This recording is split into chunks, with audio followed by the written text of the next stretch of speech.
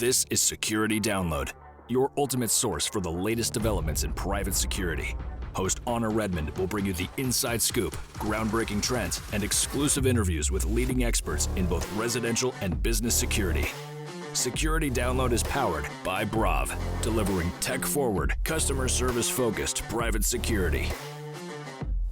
So I am absolutely delighted and honored to introduce our next guest on the show. He's a dedicated public safety and security professional, a veteran, a former chief of police, a committed advocate for safety and mental health, also the founder and CEO of Secure Measures.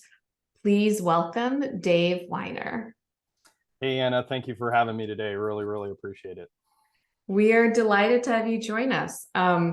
We have time today, and I feel like it should have been double because every time I talk to you, I have like 20 more questions to ask. But for today's show, we're really focusing on the subject of security administration. If you are we obviously talk about security issues that affect the people hiring security and the people providing the security. And today we're tapping into Dave's extensive knowledge base on the hiring side. He has worked with large corporations, with small companies, with super high net worth individuals, all in helping them assess what kind of security do I hire? How do I set it up? And today we're tapping into some of those questions. And I'm going to dive right in with my first one. How do you tell the difference between a bunch of security companies? If you're the person hiring, you're sitting down, everyone's coming in presenting, and at the end of the day, you're like, kind of sounded very similar. Yeah, that's a really great question. And I'd have to say, having procured these services, during my career for a variety of different organizations, it can be difficult sometimes because a lot of the pitches sound very similar. A lot of them will promise a lot of things. Why? Because they want the contract, and that's like, I get it, it's business, and I understand that. But you really have to look past their pitch in a lot of ways, and I think part of that is doing your homework online. And I know you and I have discussed a lot of this offline too. And one of the things that I failed to mention is as you're looking to procure a security company, it's also reaching out to your network and asking them, hey, who are you using? Are you happy with them? Because you're going to get honest feedback most of the time from your network or folks that are in your trusted circle. And they're going to tell you whether or not who you should be interviewing in those cases. So I think, folks that come with those type of references make your decision a little bit easier. Obviously, there's a number of factors. Cost, cost is usually the biggest one. Like, what's this going to cost me? What level of protection do I actually need versus what I want? Right. And looking at that, but I think also approaching it from the context of trying to look at them as a collaborative partner, because down the road you will experience challenges with your security provider. You will. It's going to be for a variety of different reasons. But if everybody's on the same page from the time the contract is signed to the time you're developing post orders and all of those different things, and if you're looking at them more of as a collaborative partner rather than as just a simple vendor, you're going to get a lot further, because they're going to be able to help you craft some of your security strategy, for lack of a better term. So if I'm hearing you, it's you want someone that you can collaborate with. Hopefully someone whose references check out, that people in your network have worked with. Is there anything that you would see in a presentation that you would say, whoa, that's a red flag? Well, for instance, I can look back to some of the different places that I worked where I needed additional security staffing, and that was the whole reason we were procuring. Typically, my first question to mainly because after having overseen numerous security and law enforcement agencies, the thing that always topped my list every day was staffing. So the first question I would likely ask is, basically, and in my case, I knew what I needed. So I would let them know, here's what my needs are. What is your what would be your staffing plan for that? And what contingency plans do you have in place should your initial plan not work out? Like, here's our staffing plan for your, as an example, outpatient clinics. Mm-hmm. Here's our staffing plan. Okay, well, what is your contingency plan if inevitably people go on vacation, people get sick, people don't show up to work, all those type of things? What is your contingency plan? The flags that normally kind of pop up in my view, and I'm guilty of saying these things too in my career, so I'm not saying that I'm not bound to those things, but what I would say is, if somebody says, oh, we'll just figure it out, that's not what I want to hear. At least at that moment in time, that's not what I want to hear. And I'm all about, hey, let's figure it out, and that is right for certain circumstances, not your staffing plan. Because obviously putting security personnel in place is in conjunction usually with access control and cameras and other things, and becomes part of an overall strategy. Well, that becomes a weakness in the strategy if you don't have the ability to replace people, get people in place, provide the appropriate coverage, being responsive during those particular times. So that can certainly be a challenge. So that's kind of a bad answer if we say, oh, we'll figure it out as we go along. Nope. That needs to be in our contract about what your staffing plan is and how we're going to go about it. That makes sense. So you want someone that has a plan in place. We've spent a lot of time talking about the collaboration between the client and the security company. And a really big piece of that is the post orders. Uh-huh. I've been fascinated in the conversations that I've had, mainly because so many clients don't seem to know what exactly is in their post orders, how they were written, how often they're read, which guards read or review them. And I'd love to dig into that. If we are starting kind of from the ground up, you've guided a ton of clients through this. You're in with a new client. First of all, let's talk about post orders. What are they? Maybe we'll start there.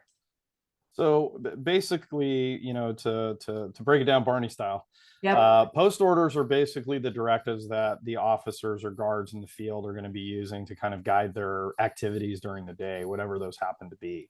Now, obviously, most security companies have like their internal post orders about, hey, you're going to wear your uniform and things like that.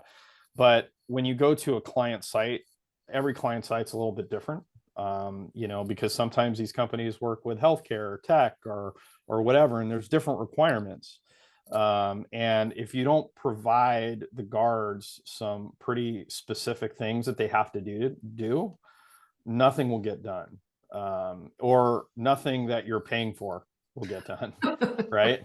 And the other thing too is post orders actually allow you to define some metrics on which that contract can be judged by. That's what a lot of people don't really think about. Those are the metrics. And if you can't meet the basic metrics of that contract, then you probably shouldn't be servicing it. That's just my view. Now, that's not to say, and look, I've worked with plenty of really good companies that, things happen, and you have to just work through those in the moment, which is fine. But that's why I say establishing a collaborative relationship up front is really, really important, because when something does happen, you can go to the organization and say, hey, what happened here? Oh, and then it becomes a conversation rather than accusations and causing that rift. And then you're able to work through challenges, because it's really costly and it's really a painful process to have to replace a whole company of folks. So, having a good collaborative relationship can avoid you spending additional money in order to do these things. What part of the post orders does the security company ultimately sort of hold responsibility for, and what should the client be thinking about? Well, And that's a great question. So I'm going to answer it in this way. Because typically what ends up happening is everybody kind of sits down, you have a meeting, you kind of discuss what your needs are, the security, you really like the company, you think it's great, everything's good. And what ends up happening is they'll assume control of that contract, and then they'll start doing the things that you initially outlined in the meeting, and you really maybe didn't get into detail or whatever. Hey, I need you guys to check this door every hour, whatever it happens to be, right?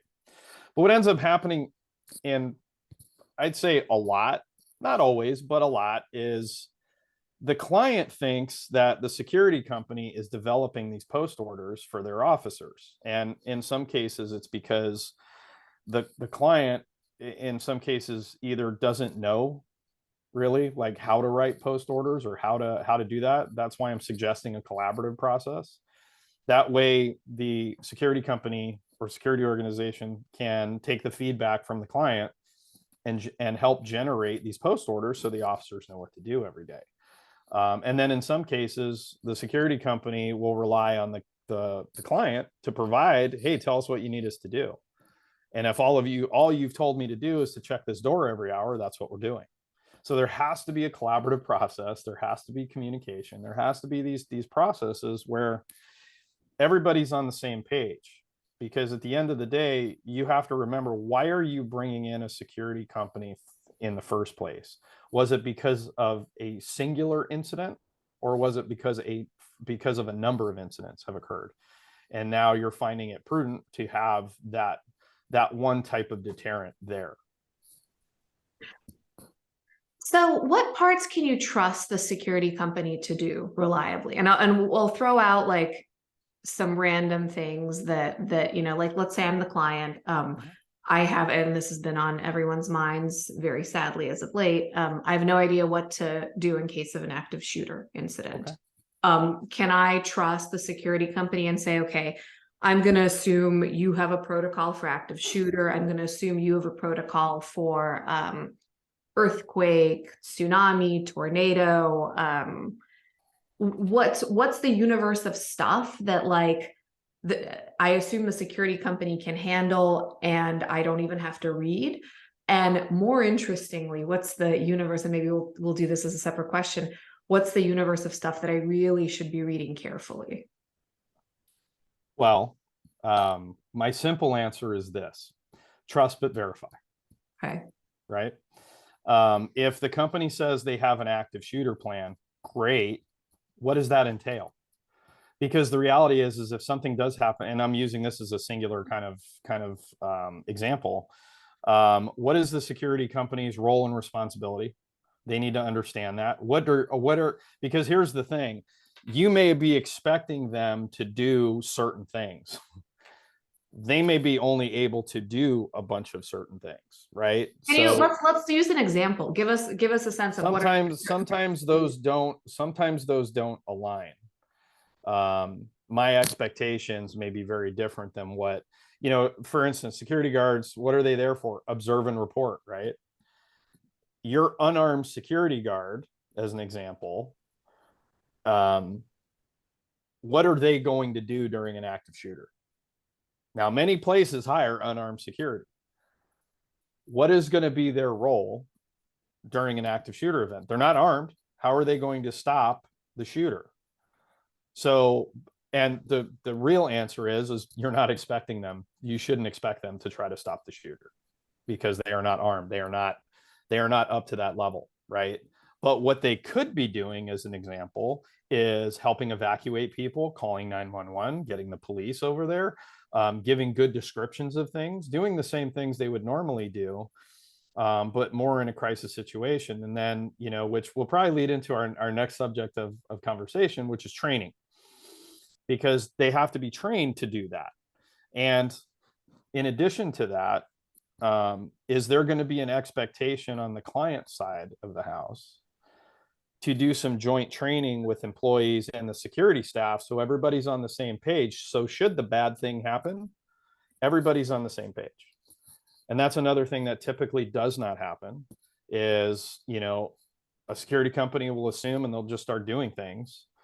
but there's no crossover, there's no connectivity, there's no collaboration to the point where everybody understands. And I'm saying these in generalities. I would argue that there are some places that absolutely do that. So I don't want our listeners thinking, oh, this never happens. No, it does, but it doesn't happen as frequently as it should. And we should be more focused, especially in today's environment, where you have a lot of different things at play. You have, ever since the pandemic, now people are going back to the office, as an example. You have a lot of people dealing with mental health issues and other things. Now, that doesn't necessarily mean that anything's going to happen because they have mental health issues, but it could manifest itself in people being angry or detached or isolated. And that could be problematic in a lot of ways. And those are the types of situations, probably more so than active shooter. The daily occurrences at work would probably be of more concern to me than your active shooter. You're totally right. And I mean, we see these news stories and they're super sad and scary and they're gripping. At the end of the day, still super low probability. Yeah, agreed. And it's important to remember that. And so as we think about, like, God forbid you actually have an active shooter, 99.999% of places, people, workplaces won't. But you're right, what you actually do have, right, is you have the issues with potentially mental illness, the sort of like gray area situations where someone comes into your workplace off the street, they're behaving erratically. It's unclear. Like, probably they don't have a gun, probably they don't have a knife. You don't know. They could just turn around and walk back out again. And those things could happen, right? Like, I don't know if it's once a week or once a month or a couple times a year.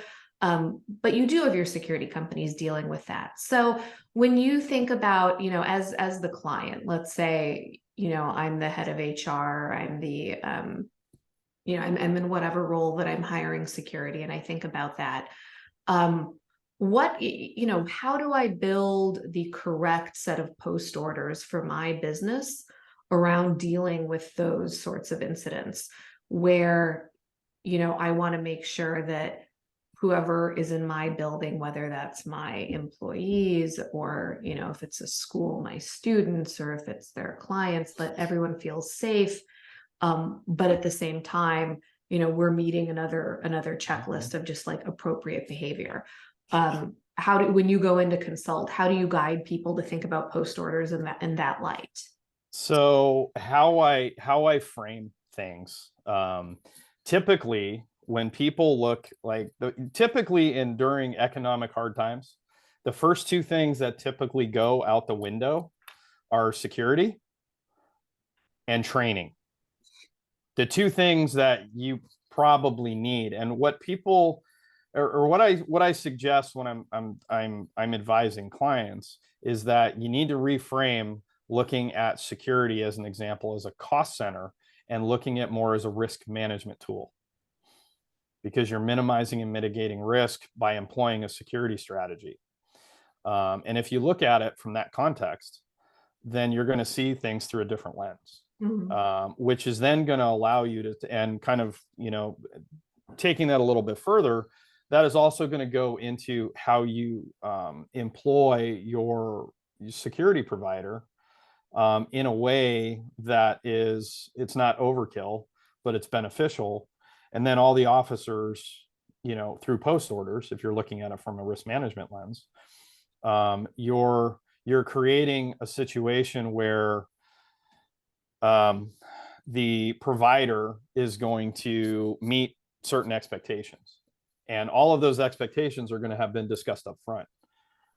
Again, using the active shooter example, an unarmed security guard can do very little against an armed subject, but there are things they can do, but that should be spelled out in a post order. If this happens during an active shooter, this is what you will do. And then it's written, right? It's written down. Or this is what you're going to do. And I'll use a more common experience. Here's what you're going to do during a fire alarm, right? Here are the steps you're going to take. Okay, and in the fire alarm, and the client will also have a copy of the post order, so the client will also know what that security guard is supposed to do. Because I think without post orders, it then becomes a bit of a free for all, and then people don't really know what they're supposed to do, and then it becomes a lot of confusion. So I think putting post orders really kind of highlights, here are my expectations. Here's what needs to be done every day. And then the officers have a guide, and then they can follow that, and it makes it So easy. I totally get that. Let's kind of get a little more granular. Going back to my example of how do you get your security to engage when you have someone in the building that's just walked in off the street and there's like a sense of anxiety, it's unclear what's happening.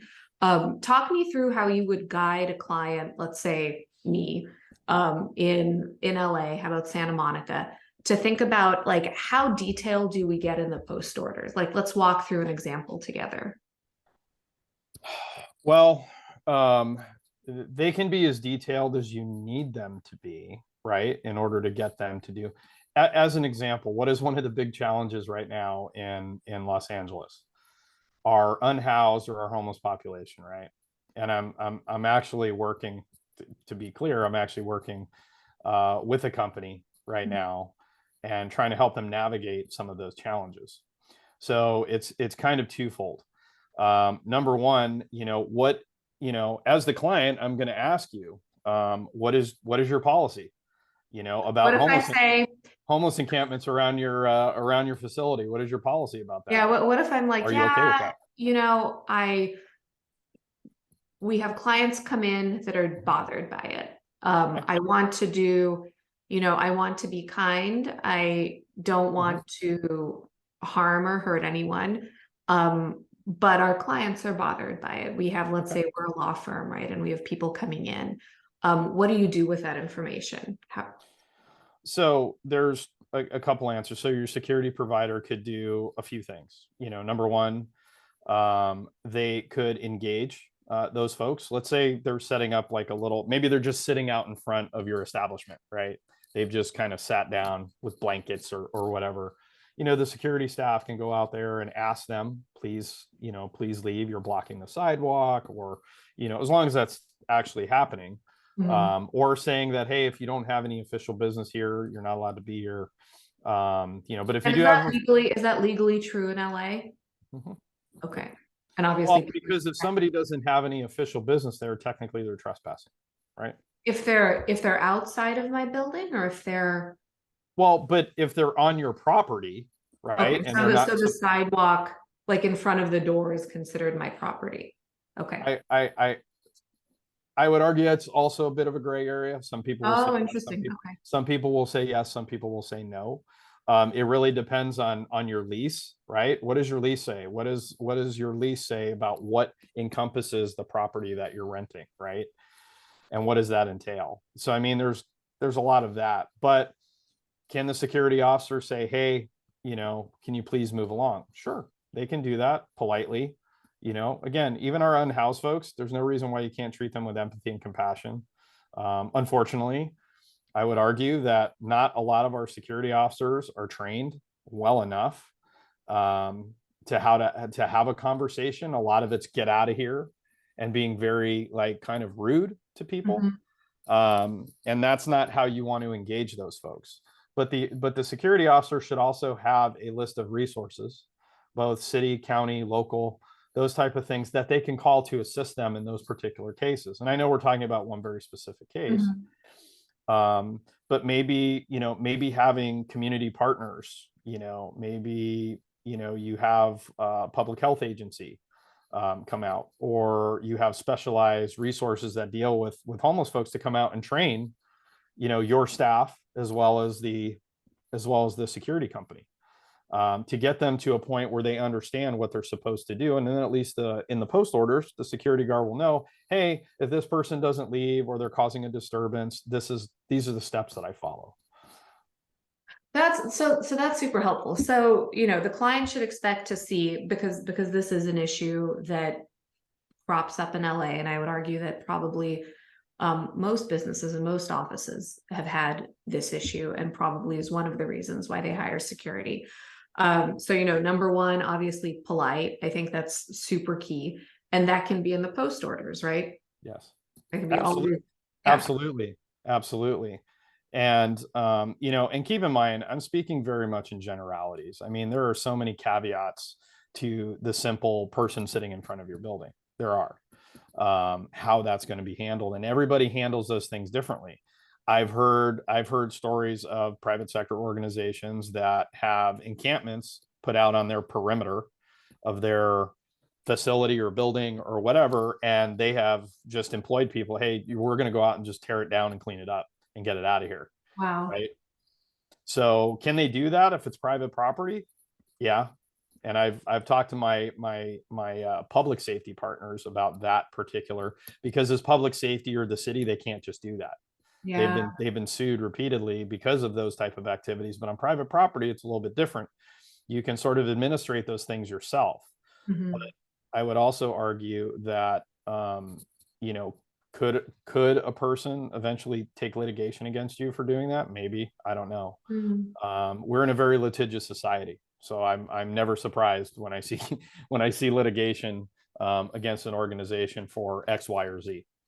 And it goes both ways, right? Because I guess if we're talking about the legal environment, there's also concern that a company can be sued for not adequately protecting their employees, their clients, Yep. whoever else is supposed to be on the property. So it's very tricky ground. So that's really helpful. So then let's kind of continue on with this example, because I'm learning a lot, and I feel like people who are in this kind of hiring seat can get a lot out of this. So you put in your post orders, number one, be polite. Number two, let's say if anyone is within our walkway or within whatever 3-4 feet of it, ask them to move. Let's say it goes a step further than that. There's someone that has come into the building and they're behaving erratically. They haven't actually touched or harmed anyone, but they're sort of, let's say they're using profanity at people in the general vicinity. They're kind of like in the building lobby. Do you, as me as the client or the HR manager, do I want to tell my security what to do in that case, or do I kind of assume, okay, they'll take it from there? What should go in the post orders? Well, kind of going back to that original conversation, going back to the original conversation with the security company, these are the types of questions you should be asking the provider. Like, okay, I'm going to give you a scenario, and let me back up even further, and I apologize for doing that, but usually the whole reason somebody is bringing in a security staffing solution is because something or a series of things have occurred, right? And what you're detailing is the individual that comes in, they might be under the influence, or they may be suffering from untreated mental illness like schizophrenia. They're hearing voices, and they wander into the lobby and they're just acting erratic, to your point. And staff typically aren't trained for those type of things, right? Yeah, makes them nervous. So it's really asking the security provider, okay, here's this scenario that we've had in the past. What would your security officers do in that particular situation? What is your policies around that?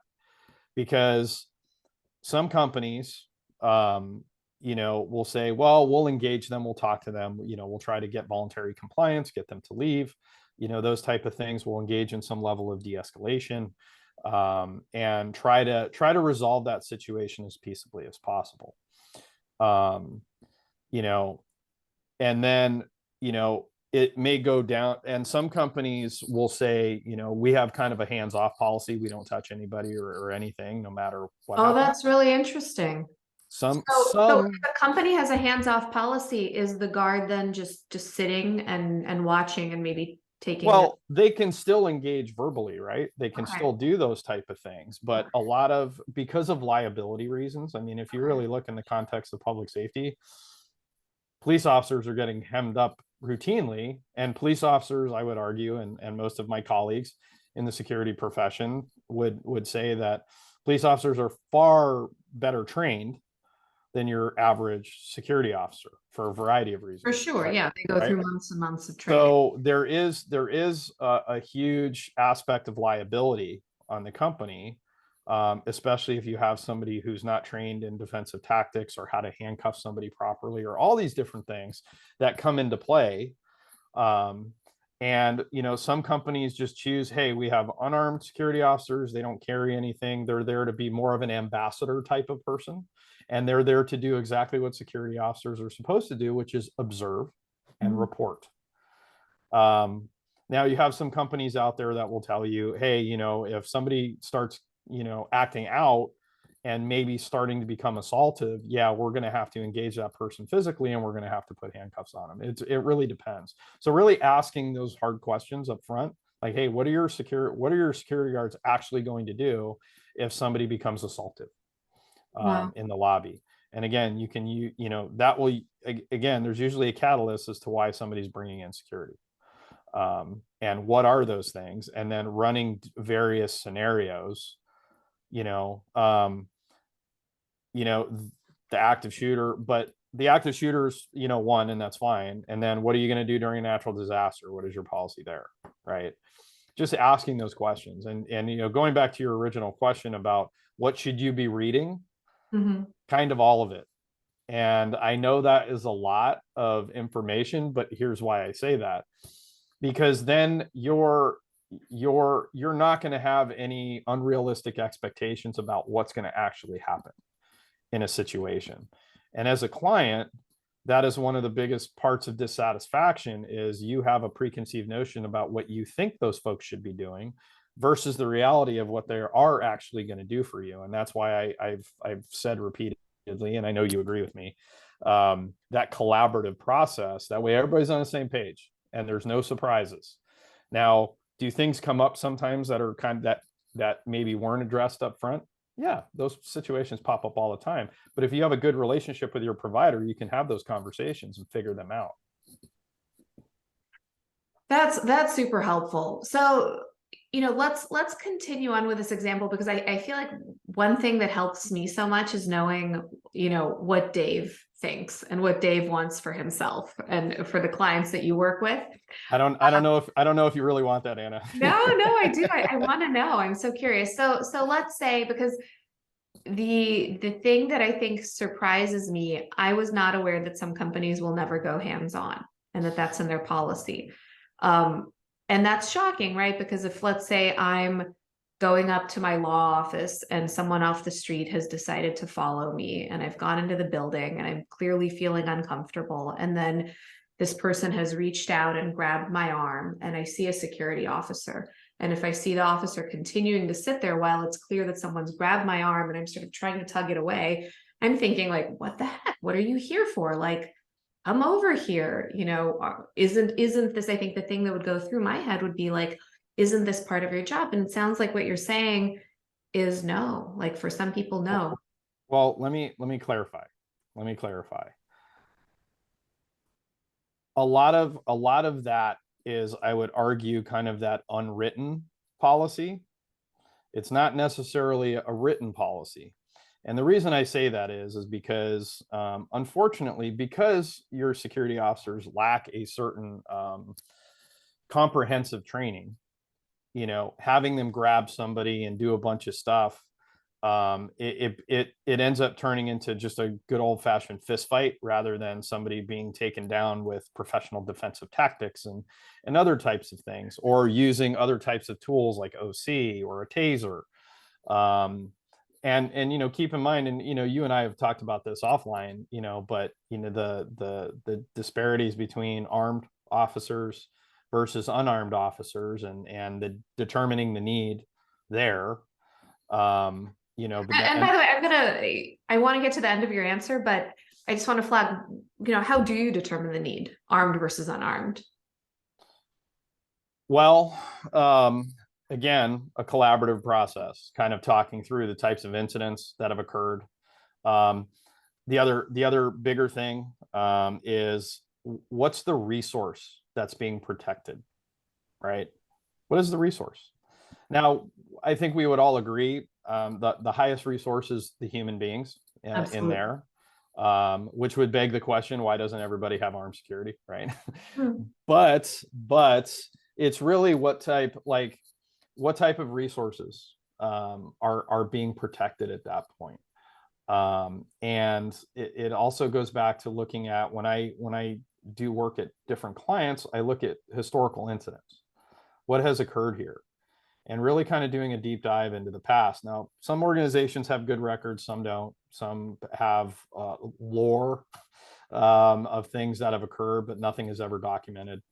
And that also goes back to speaking with HR, finding out about historical incidents, terminations, things that haven't gone very well, and then really digging into, okay, why am I here today as a security provider? If you're my client, why am I here today? What am I trying to help you assess?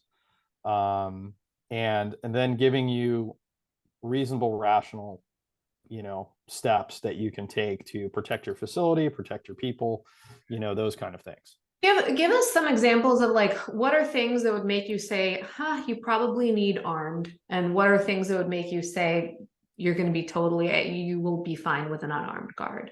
With the, and keeping in mind, and I'm curious if you agree with these stats, and I heard them from someone in the industry, so I don't have them from like a source, but apparently something like 70% of guards in the US are completely unarmed with nothing, like have nothing on them.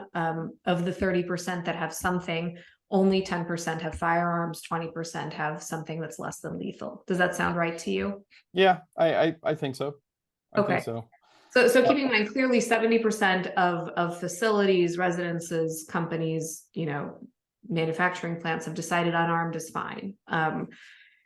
With that in mind, like, what are the things that would make you say, oh my gosh, you guys need armed, versus you're probably fine with unarmed? Well, I think first looking at the area in which, if we're talking about let's say a singular facility, I'll just use that as your example. Where's it located? What's the crime patterns in the area? What are police response times? Digging into those things. Again, what's the resource? Is it a government facility? As an example, are they dealing with, and this is obviously a very extreme example, but a place, that I've worked in the past, a place that has nuclear stuff, right? Government facility. Banks with large sums of money usually have armed personnel. Other different types of government facilities. As an example, the Social Security offices have armed security officers. Why? Because they've had disturbances. They've had people who've been angry about their Social Security benefits and things of that nature. And those places aren't always in the best of neighborhoods either. So it's really kind of looking at a holistic picture of, historical incidents, what's the current crime rates, what's happening in those facilities, and what the resource is. And then, backing into, is this absolutely necessary as a deterrent? And usually, why are they being employed? It's not because they're actually going to use the firearm. It's because that is more of a deterrent than somebody with not a firearm. Putting you on the spot a little bit, you mentioned crime rate. Can you roughly tell us what to you feels like, wow, that's high, versus that's low, versus like, this is sort of okay in the middle? Well, I'll say it's not really a simplistic answer in just the crime rate, right? Because when you dig into the crime rate, you have property crimes, you have crimes against persons, you have a lot of those different things. So if you have a lot of high, like, crimes against persons, where you have assaults, robberies, batteries, all of those type of things, if you have a lot of those, carjackings, all of these things, that sort of raises the stakes, versus I would argue simple property crimes, like a vandalism as an example, or something like that. You have to differentiate, and I go back to the human component of, your people are your most important resource. So if you're in an area that has a high crime rate as far as like crimes against persons, that may be a factor in why you should. And obviously there's other situations that come up where you have a terminated employee who threatens to come back and shoot up the place. Again, more extreme example, but is that a realistic possibility? Has that happened in the past? Absolutely. And even kind of going a little bit further, and not part of this conversation because we didn't, but I'm going to insert it here anyway.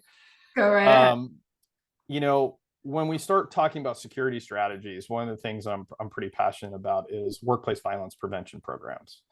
And a lot of organizations either haven't employed those type of programs, and or have the kind of attitude, well, nothing's ever happened here, so why do we need a program like that, or why do we need these are all prevention programs, and that's the whole point of prevention, right? And kind of going a little bit further, if you look at OSHA's general duty clause, basically states that all organizations need to protect their employees from known hazards. I'm going to say that again for your listeners because I think it's important. The general duty clause outlines that employers need to protect their employees from known hazards. Well, that could be, if you're working in a chemical plant, using eye protection and using the appropriate protective measures, right? You have to have those things. Well, guess what? Workplace violence, known hazard. And if you're not employing programs to protect your employees, you're at risk of OSHA. If something ends up happening, OSHA will come out and they will cite you a lot of money. And have you seen that happen? OSHA is becoming more aggressive. And I will also tell you that there are certain industries, healthcare is one gleaming example of, especially here in California, Cal OSHA has mandated since 2018 that all healthcare organizations have a comprehensive workplace violence prevention program. That's also part of your security strategy, for lack of a better term, that prevention piece, right? And if you are in a place where there's workplace violence, training your security staff, as an example, to understand and know behavioral indicators of violence so they can take preventative activities. That's just one example. That makes a ton of sense. That's so important to remember. We, as always, when I talk to you, I feel like we don't have enough time, and I wanted to make sure that we reserve some space for talking about kind of an element of security that I actually find very nuanced, maybe a little harder to get right, but when you do get it right, I think the rewards are really outsized. And you can use a lot of names for it. I think to me, part of it is really like customer service. Part of it is really engendering the feeling of safety. Mm-hmm. And I think I have personally, having been around a lot of security professionals, have really felt the difference when someone is kind of just checking the basic security boxes. Like, if there's a fire, I'll evacuate people. If there's, an active shooter, I have my protocol. If someone walks in off the street, I know what to do. Versus kind of taking small steps where when I'm around that person, I just feel like I'm being looked after, like someone's got my back. I really feel safe. And I think when security professionals get that component of it right, there's this magic that happens where it becomes this huge additive thing, certainly additive in a like hotel or store or business context. And because our theme today kind of loosely has been post orders, what have you seen that clients or companies have put into post orders that has kind of engendered that feeling and attitude?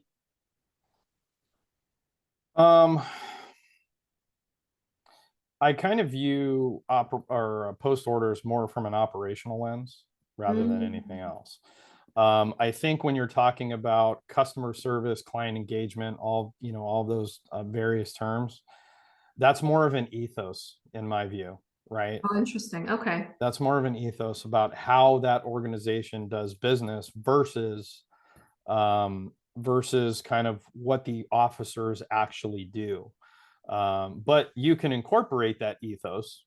If the officers already have that ethos, they're going to take that with them throughout their day, doing whatever it is you want them to do, whether it's checking DTEX wand spots, or, checking a particular door that always seems to be left open for some odd reason, something, I'm using very general examples. How about the way they treat people? Like, what can you put in post orders about that? Let's assume it's an office building, people that are employees of the company. I think, and I have seen this in post orders, where, if you're working the front desk at an office building, and you're there to vet people before they go through the access control door, those type of things, you're like that first point of contact. Well, in the post orders, it'll say something to the effect of, smile and greet the visitor, with good morning, hello, or something like that. Some are more prescriptive, some aren't, but it's basically just reminding that officer that do that. Now, I think we would all agree that, does that always happen? No. People come to work, they're not happy, they're having a bad day, they just got some bad news, and they're not doing those type of things. But the idea of that being in post orders is to remind people, that's what you're supposed to be doing. And I think, we would all agree that we've all gone to work and had a bad day, and probably haven't been ourselves, and I can honestly say that's happened to me on a number of occasions. So that being said, you can put those things in there, but what is the ethos of the company? And also, I want to back up a little bit again. And again, you and I can probably talk about this for 4 or 5 days, but the one thing, especially about post orders and what you're requiring or wanting the officer to do, also keep in mind that the more complex you make the job, the more it's going to cost. That is a reality. The more things you want that organization to do for you, there's a cost associated with it. That's just the reality. That's just the cost of doing business. And that's why some people unfortunately, some people get sticker shock when they get that first quote from a company, and they're like, but go back, you asked for all the things that they're quoting you. You've asked for a number of services, so they're basing it on that. So, and that's another, that's a whole nother conversation also.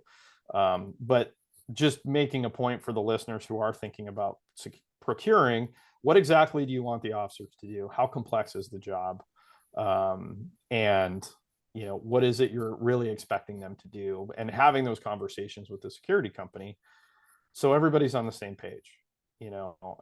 Again, we talked a lot of, I know we got a bit granular today. And again, I would offer, even in granular, there's exceptions. There's always going to be exceptions. And if and I know you've talked to a number of other very, well-educated security professionals.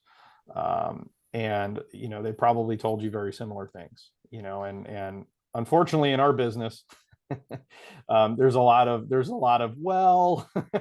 you'll hear that a lot, right? Sure. Yeah. There's granularity in everything. And I think, to me, my takeaway is, it's such a good point that you can be detailed in the post orders down to, as you said, like, say hello and how you greet someone. If you're at the front desk, maybe your company has like water bottles behind the desk, like how actively do you offer people water, right? And then what do you notice? And I'll tell you, one of the experiences that I was very charmed by recently, and it actually got me thinking about this more, because I was like, this isn't like a super highly paid person, but I was at a Trader Joe's, right, which everyone recognizes for actually having really good service, very friendly and engaged.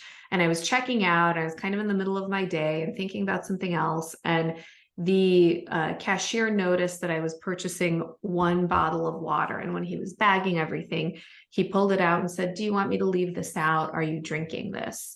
And I was like, oh, the fact that he thought about it, that he noticed that there was just 1, that he went through like what would be convenient for me. And in my mind, I was like, how do we, can you translate that to security? And frankly, I really wanted to know, what was in his training that had gotten him to the point where he was actively thinking about that. And so, asking you, have you seen, do you have stories of security professionals that you've seen kind of go to that next level. You know, maybe it's not always water, maybe it's whatever it is, hold the door, carry the bag, do something that feels like a small touch, but at the same time, the takeaway for the client or for the, you know, the corporate employee is like, wow, someone's really watching me. Someone's really thinking about me. You know, here's the difference, you know, and I know some of my colleagues would probably agree with me, in the sense that your typical bagger at Trader Joe's, you know, it doesn't necessarily have to be vigilant, in the sense that they have to be situationally aware of what's going on around them, because that isn't really their job. Their job is customer service. They're there to get you to come back to Trader Joe's, right? Not to say security staff isn't there to get you back, but security, again, is there to be vigilant and to provide a measure of both physical and psychological safety. And don't you security. think that's psychological though? Because as I think about it, and sorry to cut you off, but like, you know, Whole Foods, I haven't seen people do that, right? And they're sort of more high end. I haven't seen people do that at Target or at 7-Eleven, or, you know, I could list a ton of other stores that I've been in recently that haven't stood out in that way, where the person's like, well, my job is just to like get your stuff in the bag and to charge your credit card. Well, I'll give you another very similar example. Like if you go to different like fast food restaurants, I'll use that as an example. If you go to Burger King, and I'm not trying to lay out Burger King, they have a very different type of customer service than you would get at Chick-fil-A, right? Chick-fil-A, right? They are, or ironically, you go to In-N-Out Burger. Everybody loves In-N-Out, right? Their customer service is phenomenal. Yeah. But again, that's cultural for that organization. Not all those organizations. And I was actually having this conversation in training yesterday, about culture of organizations. And that is just ingrained in the culture at Trader Joe's. And I've had very similar experiences at Trader Joe's. Why? But you're also talking about very different industries. Mm-hmm. And I would argue that, security is different in the sense that the mission's different, right? My job is to make sure that you're safe. The bagger at Trader Joe's just has to make sure all your stuff's there, right? And I would also argue that it also comes down to the individual person, Mm-hmm. right? That person may be just the kind of person is like, oh, hey, you know, because that's something maybe they'd want, right? Sometimes it's a personal thing. And I've seen throughout my law enforcement career, my security career, just in general, I see people who go above and beyond every day, in very small ways. Hey, let me carry that bag for you. Or, hey, I'm going to open the door for you. Or, you know, I'm going to walk into as a security officer, I'm patrolling and I'm just going to go into individual offices and introduce myself and say hello. And hey, if you need anything, I'm here to help you. Those type of things. That's a great one. Could someone put that in post orders? Absolutely. Yeah. Absolutely. Hey, you know, if you're working on a campus, as an example, Yeah. whatever business park campus, hey, go in there and make yourself known. Hey, I'm security. My name's Dave. I'm going to be patrolling through the campus. I'm going to periodically walk through here. That doesn't mean anything's wrong. I'm just, checking the property and making sure, I'm doing what I'm supposed to. And that's that. Great. I even love that phrasing that you just gave us. Introducing yourself. And then what ends up happening is then eventually everybody knows Dave, right? Mm-hmm. Everybody knows Dave, the security guard. I'm just wandering around this place, doing what I'm supposed to be doing. I'm checking on things. I'm being vigilant. Yeah. But I'm not kind of going back to certain things. If the activities that are being asked of me, because there are places that are like, oh, you're going to deliver mail, as an example, right? And I've seen this. That's not really a security officer's job. So they're not there to deliver mail. Okay. They're there to be vigilant and make sure that they're patrolling the property. They're making sure that they're engaged in security related activities. If it becomes stuff that's not security related, oh, you're delivering mail, or you're taking packages, or you're doing this. Now you're taking that, the whole reason you hired security in the first place. You're taking that away. Does that make sense? Yeah, I mean, I would argue it depends on the location, right? I mean, you could say that, you shouldn't be talking to people then. Like every time you're chit-chatting with someone, then your attention is off of Not not necessarily. I'm saying that if those aren't value added activities for a security officer, in the sense that engaging the community, that's a value add, right? You're gaining people's trust, you're knowing people. So if they have an emergency or if they have something they need you for, they can call upon you. That's For community sure. engagement. Yeah, and But I think it's up to the specific client to determine, like, you're the absolutely. expert, right? I don't know, maybe the mail does take up that much of sort of like the mind share, but a client could argue that, if I see Dave every day dropping off my mail saying hi, like, wow, I feel so good. Like, I feel taken care of. I feel safe.